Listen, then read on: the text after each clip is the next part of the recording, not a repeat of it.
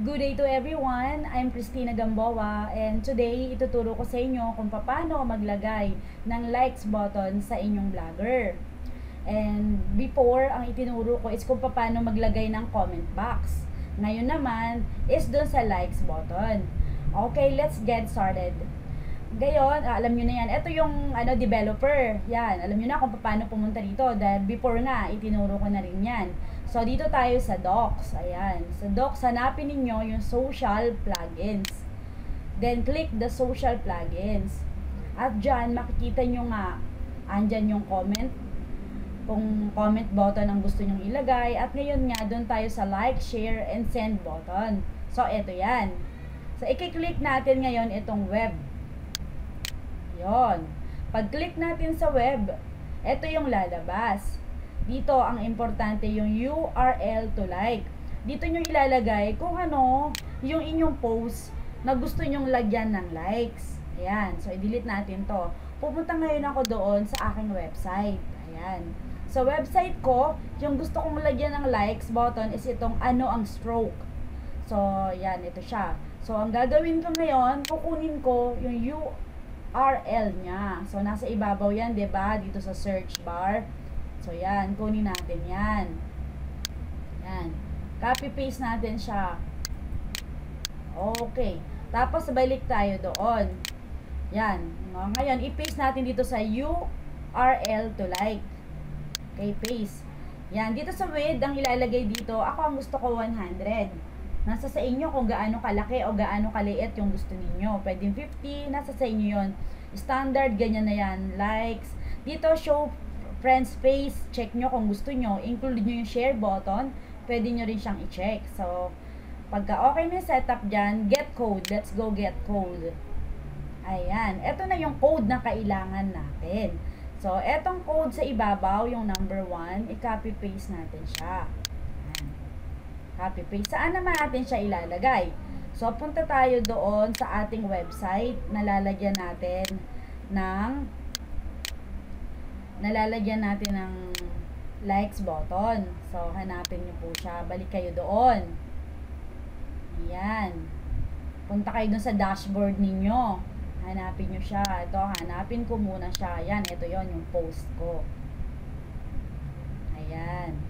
Wait lang. Ayan po, dito. Ito po, sabi, ano ang stroke? So, ang gagawin ko po sa kanya is, i-check ko po siya dito sa gilid. At punta po tayo dito sa pinakagilid niya. Makikita po natin dyan yung layout. Yan. Click po yung layout. At dito po tayo dadalhin. Ayan.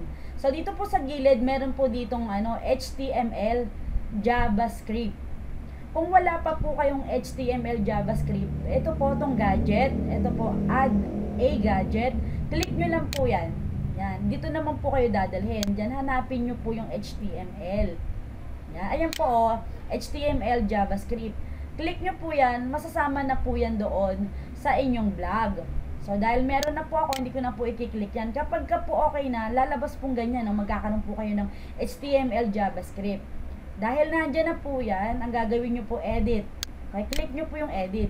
Ito po yung lalabas. Kung ano man po yung nandito, yan, kung ano po yung nandyan, i-ano nyo lang po siya.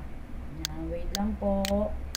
Kung ano man yung nandito, alisin nyo lang po sa ganyan. Delete nyo po. Yan, pag naka-delete na kung ano po yung kinapi po natin, di ba may kinapi po tayo doon? Doon po, ito po kinapi natin. Yan po yung ilalagay natin doon. Yan, yan po. So, i-copy-paste po natin siya. Pagka-copy-paste, save dito po sa baba. Yan. At dito po, save pa rin po natin dito sa ibabaw. Yan, pagkatapos po nyan, balik po tayo doon sa dashboard. Ito po yung post. Yan. Ito po sa gilid, o yan. Click nyo po dyan yung post. Ayan po, o, ano ang stroke. Ito po yung ano ko. Ngayon, titignan, i-click po natin yung edit. Yan. Pag kinlik po natin yung edit, dito po tayo dadalhin. Ayan. Dalawa po yan, compose, saka po HTML. Ito po, doon po tayo sa HTML. Ngayon sa HTML, ano man pong gagawin natin dyan? Balik po tayo doon sa code. Yun po, dalawa po yung code, di po ba? Yung nasa baba, kukunin din po natin siya. Copy paste. Yan. Ito po, kung saan naman po natin siya ipipwesto. Yan, balik po tayo dun sa ayan dito. Kung saan po nyo siya gustong ipwesto, kayo po. Kung gusto nyo sa ibabaw, kung gusto nyo sa ilalim. Kung wala pa po kayong comment box, sa ilalim po. Pero kung meron na, ako po kasi meron na akong comment box.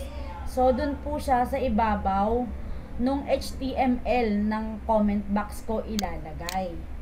Yan, ito po yung gagawin ko.